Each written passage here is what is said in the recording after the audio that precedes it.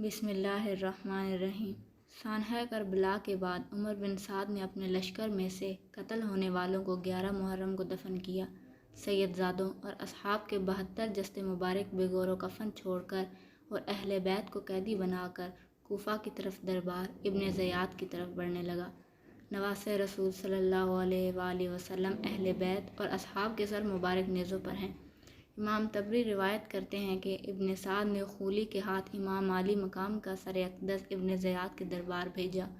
خولی جب کوفہ پہنچا تو رات کا وقت تھا، اس لیے وہ سر مبارک کو اپنے گھر لے گیا اور ایک برتن میں ڈھانپ دیا۔ سر مبارک کو دیکھ کر اس کی بیوی نوار سخت ناراض ہوئی کہ یہ تم نے کیا ظلم کر دیا۔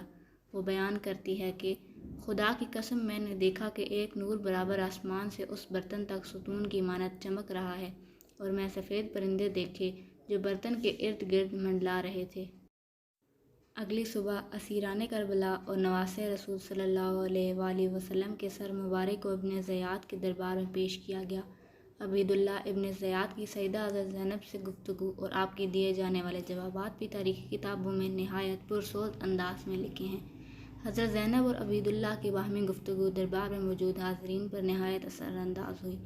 کوفے میں ہونے والے دلخراش واقعات میں سے ایک واقعہ یہ ہے کہ عبید اللہ کے پاس جب سید الشہداء حضرت امام حسین کا سر پیش ہوا تو اس نے اپنے ہاتھ میں موجود چھڑی کے ساتھ آپ کے ہونٹوں اور دانتوں کی بے حرمتی کی، تو دربار میں موجود صحابی رسول خدا زید بن ارقم رضی اللہ عنہ یہ گستاخی دیکھ کر رونے لگے اور کہنے لگے، اس چھڑی کو ان ہونٹوں سے اٹھا لو، خدا کی قسم میں کئی مرتبہ ان ہونٹوں پر رسول اللہ صلی اللہ علیہ وآلہ وسلم کو بوسہ لیتے ہوئے دیکھا ہے۔ عبید اللہ یہ سن کر چلا اٹھا، خدا تجھے رلائے، کس چیز پر آنسو بہاتے ہو؟ فتح پر آنسو بہاتے ہو؟ بخدا اگر میں یہ نہ جانتا ہوتا کہ تمہاری عقل زائل ہو چکی ہے تو میں تمہاری گردن اڑا دیتا۔ حضرت زید نے جب یہ سنا تو دربار سے نکل گئے۔ اس کے بعد عبید اللہ ابن زیاد نے کربلا کے قافلے کو شہداء کے سروں کے ساتھ شمر و طارق بن معفر کی قیادت میں یزید کے محل کی طرف شام روانہ کر دیا۔ تاریخ گواہ ہے کہ شام میں جب قافلہ پہنچا تو وہاں جشن کا سماں تھا۔ زہر بن قیس نے نمائندگی کرتے ہوئے واقعہ کربلا کی ساری تفصیل یزید کو سنائی۔ ایک سونے کے طشت میں حضرت امام حسین کے سر مبارک کو یزید کے سامنے پیش کیا گیا۔ یزید نے جب نواسۂ رسول صلی اللہ علیہ وآلہ وسلم کے سر مبارک کی توہین کی تو وہاں موجود حاضرین نے اعتراض کیا، جس میں قابل ذکر یحییٰ بن حکم اور صحابی رسول حضرت ابو برزہ اسلمی تھے، جن کو یزید نے اپنے محل سے نکال دیا۔ اس کے بعد دختر سیدہ کائنات حضرت زینب نے ایک تاریخ ساز خطبہ یزید کے دربار میں دیا، جس سے وہاں موجود لوگوں کے دل لرز اٹھے۔ یزید جب پشیمان ہوا تو اس نے قافلے کو آزاد کرتے ہوئے مدینے بھیج دیا۔ مدینے کے لوگوں کو واقعہ کربلا کی خبر مل چکی تھی۔ جیسے ہی قافلہ مدینے پہنچا تو وہاں قیامت برپا ہو گئی۔ حضرت امام زین العابدین کی نظر روضہ رسول صلی اللہ علیہ وآلہ وسلم پر پڑی تو آپ بس اتنا کہہ سکے، یا رسول اللہ صلی اللہ علیہ وآلہ وسلم، اپنے نواسے کا سلام قبول فرمائیں۔ بس اس کے بعد مدینے میں ایک نہ تھمنے والا آنسوں کا سیلاب آ گیا۔ اب آپ کو بتاتے ہیں کہ شیر خدا کے شیر حضرت امام حسین کا سر مبارک کس نے اور کب دفن کیا۔ اس بارے میں 5 روایات ملتی ہیں۔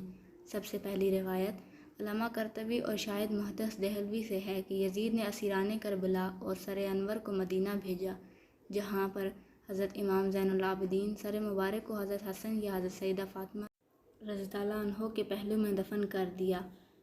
دوسری روایت میں ابو ریحان البیرونی کہتے ہیں کہ اسیران کربلا نے 40 روز کے بعد کربلا واپس آ کر سر مبارک کو جسد مبارک کے ساتھ ملا کر دفن کیا۔ تیسری روایت یہ ہے کہ یزید کے حکم پر سر امام حسین کو ہر شہر میں لے جایا گیا، اسکلان پہنچا تو وہاں کے امیر نے اسے دفن کر دیا۔ چوتھی روایت یہ ہے کہ اسکلان میں جب فرنگیوں کی حکومت قائم ہوئی تو 548 ہجری میں طلحہ بن زریق نائب مصر نے اسکلان سے سر انور کو لیا اور مصر لے گیا۔ وہاں اس نے مشت حسینی بنوا دیا۔ اس کے متعلق علامہ ابن حجر حتیمی مکی روایت فرماتے ہیں کہ سلمان بن عبد الملک نے حضور صلی اللہ علیہ وآلہ وسلم کو خواب میں دیکھا کہ آپ اس کے ساتھ ملاطفت فرما رہے ہیں اور اس کو بشارت دے رہے ہیں۔ صبح اس نے حضرت امام حسن بصرہ رضی اللہ عنہ سے اس کی تعبیر پوچھی۔ انہوں نے فرمایا، شاید تو نے حضرت محمد صلی اللہ علیہ وآلہ وسلم کی آل کے ساتھ کوئی بھلائی کی ہے۔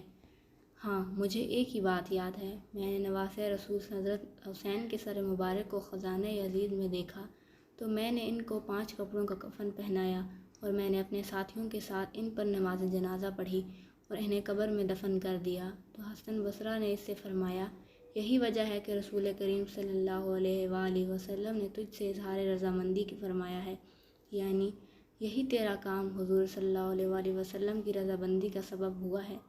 سلیمان بن عبد الملک کے بعد اس کے جانشین عمر بن عبدالعزیز نے سر مبارک کو نکالا اور کربلا جا کر خود جسد مبارک کے ساتھ دفن کر دیا۔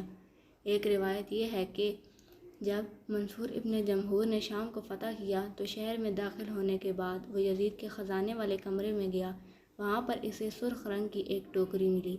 منصور نے اپنے غلام سے کہا کہ اس ٹوکری کو حفاظت سے رکھو کہ یہ بنی امیہ کے قیمتی خزانوں میں سے ایک خزانہ ہے، لیکن جب اس کو تھوڑے عرصے کے بعد کھولا تو دیکھا کہ اس میں امام حسین کا نورانی سر ہے جس سے عطر کی خوشبو آ رہی تھی۔ اس نے اپنے غلام کو حکم دیا کہ ایک کپڑا لائے، اس نے سر کو اس کپڑے سے ڈھانپ دیا اور پھر کفن کرنے کے بعد اس سر کو دمشق میں باب فرادیس کے پاس دفن کر دیا۔